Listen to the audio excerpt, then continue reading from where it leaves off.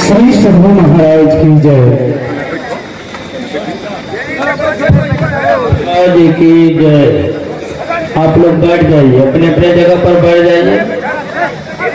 सब झंडा एक बार में जमा कर दीजिए, फिर काम आएगा आप लोगों को। और जहाँ आप लोग बैठे तो बैठ जाइए, सब बैठ जाइए। हम लोगों के बीच हो गया, चलिए बैठिए। जयकार करें, बोलिए प्रेम श्री सद्गुरु, श्री सद्गुरु। तो ईश्वर के समय बता रहे थे।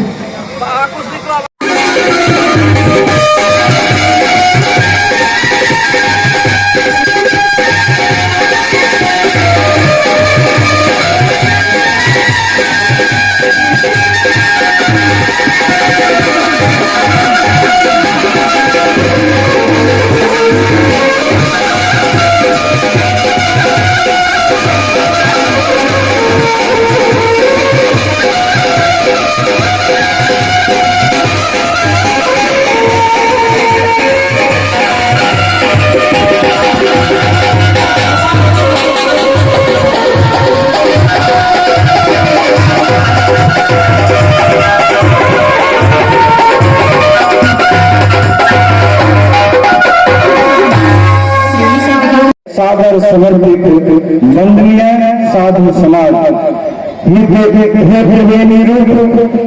इस पावन तीर्थ को पवित्र करने वाले संत नरमी गाथा को जन जन तक पहुंचाने वाले, दिल दुखियों को सुलभ दर्शन देने वाले परम पूज्य आचार्य के साथ साथ ज्ञान का प्रसार करने वाले, अज्ञानियों को मार्गदर्शन करने वाले अनुकरणीय वंदनीय साधु समाज, आपका बार बार हार्दिक अभिनंदन है।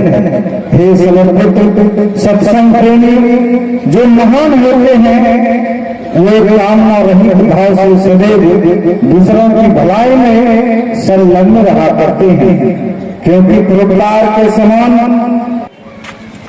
हम लोगों के पूज्यपाद आचार्य श्री योगानंद जी महाराज, जिसको कम से कम संत मत की इस दुनिया में सभी लोग पूरी तरह से जानते हैं, जो अपनी सरल भाषा और सरल व्यवहार के लिए जाने जाते हैं, और इनके वाणी से जो अमृत वाणी इसके मुखार बिंद से निकलता है, निश्चय ही हम तमाम जितने भी संत और आध्यात्मिक हमारी माताएं बहनें, हमारे अभिभावक युवा साथी, इनकी वाणी को सुनकर अपने जीवन में उतार कर निश्चय ही अपने जीवन को बहुत आगे बढ़ाने का काम हम लोगों ने किया है। वैसे महात्मा, वैसे संत आज हम लोगों के बीच में है। ये कृपा है जो इस धरती से पैदा लिया हम लोगों के स्वामी गुरु प्रसाद महाराज, उनकी कृपा से आज सभी हम लोग इस समागम में पहुंचे हुए हैं। मैं वैसे जिन्होंने इस संत मत सत्संग को सजाने का काम किया है, गुरु प्रसाद बाबा को, उनको भी मैं अपनी तरफ से नमन करता हूं। साथ ही मंच पर उपस्थित जितने भी संत महात्मा दूर दराज से आए हुए हैं, सबको मैं दिल से नमन करता हूं। साथ ही चूंकि यह सत्संग है, इसमें चूंकि अब हमारे स्वामी जी के द्वारा हमें भी बोलने का मौका दिया। क्योंकि संत महात्माओं के मंच पर हम लोगों की जरूरत बोलने की कम पड़ती है, लेकिन जब आदेश हो तो उसको टाल भी कैसे सकते हैं। और सत्संग जो है यह तो नीति शास्त्र में कहा गया है कि सत्संग स्वर्गवासा, कि सत्संग में आने का मतलब है कि हम लोग स्वर्ग में चले। यह भूलोमंडल नहीं बोल रहा है, यह नीति शास्त्र में कहा गया, रौनक जी ने कहा, बहुत बड़ी बात कही है उन्होंने। लेकिन जो सबसे बड़ी बातें हैं वो है क्या कि हम लोग सत्संग को सुनते हैं, आचार्य श्री जो जीवन भर निस्वार्थ भावना से, हमारे योगानंद बाबा जी को कोई स्वार्थ नहीं है कि मैं इस तरह का कार्यक्रम कर रहा हूं तो आपसे 5 लाख रुपया लूं, ऐसा स्वार्थ उनको जीवन में कभी नहीं रहा।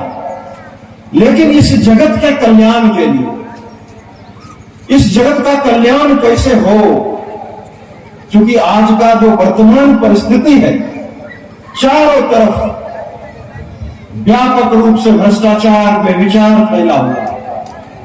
उस परिस्थिति में इस लोधीपुर की धरती पर गुरु प्रसाद जी के द्वारा इस तरह का समागम कराने का एक बहुत बड़ा अर्थ होता है।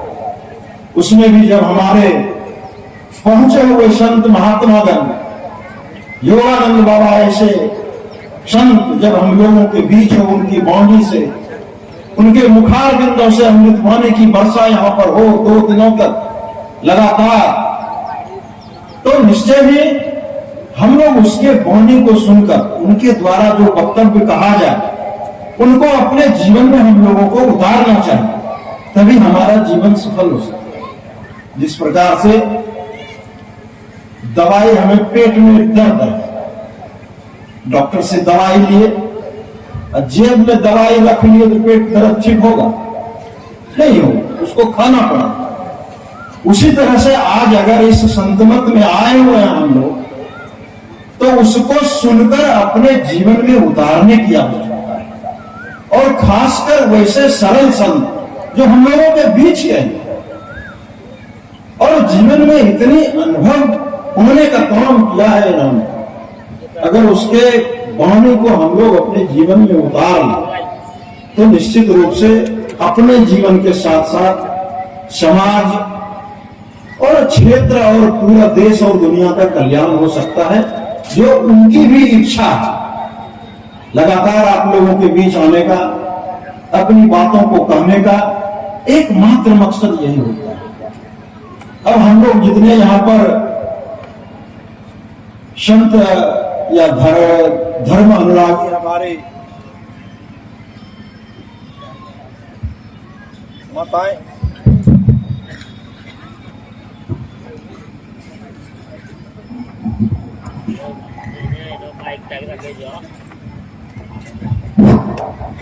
जितने भी हमारे धर्म अनुरागी माताएं, बहनें, अभिभावक सभी यहां पर आए हैं। अब हम लोग क्यों संत मत में आते हैं? चाणक्य जी ने कहा है, नीति शास्त्र में कह दिया है। दूसरा, हम लोग ये खोजने के लिए आते हैं कि हमारे जीवन में सुख शांति कैसे आवे। इसलिए हम लोग इस तरह के संत मत कार्यक्रम को भी